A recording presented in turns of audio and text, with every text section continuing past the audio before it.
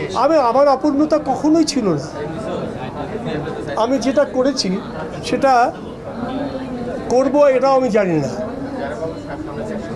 আমি ভাসিয়ে দিয়েছিলাম আমাকে যে যা ভাসতে থাক, কোথায় যাবি সেটা এখন আর বলার দরকার নেই। আমি কখনো এইম ইন লাইফ যে এসে দেয় না লেখার জন্য ওইটা অ্যাটেন্ড করিনি, কারণ আমি জানি না যে আমি কি করব। আজকে এসে দেখি এইসব হয়েছে, আমি খুব খুশি, আনন্দিত। আই ফিল ফুলফিলড, এরকম একটা ফিলিং আমার এখন হচ্ছে।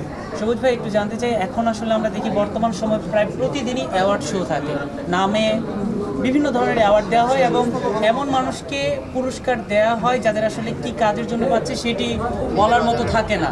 তো সেই জায়গা থেকে আসলে আজীবন সম্মাননা যখন নিচ্ছিলেন বা যখন আপনার কাছে এই প্রপোজালটা গিয়েছিল, একটু ভীতি কাজ করেছিল কিনা? ভীতি কাজ করেছিল কি, অভিনেতারা একটা কাজ করে, অভিনেতা অভিনেত্রীরা একটা জিনিস বোঝে, যে মানুষের সাথে কথা বলে মুহূর্তের মধ্যে তাকে কিন্তু বুঝে নেয়, বুঝতে সময় লাগে না। যার সাথে তার কথা হয় তাকে সে চিনে ফেলে।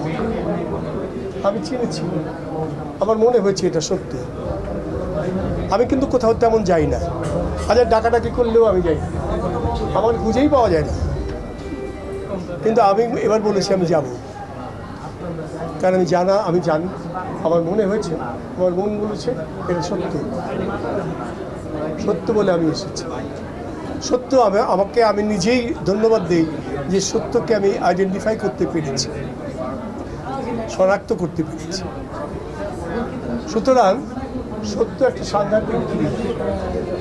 সত্য এবং সুন্দর এই দুটোর কথাই আমি এখন বলি।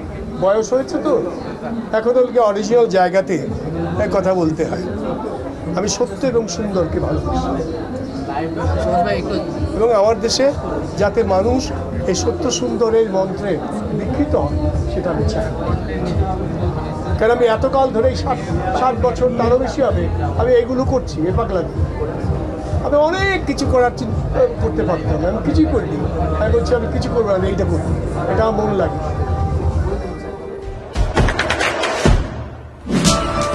দেশে দেশে সবার সাথে দ্য নিউজ।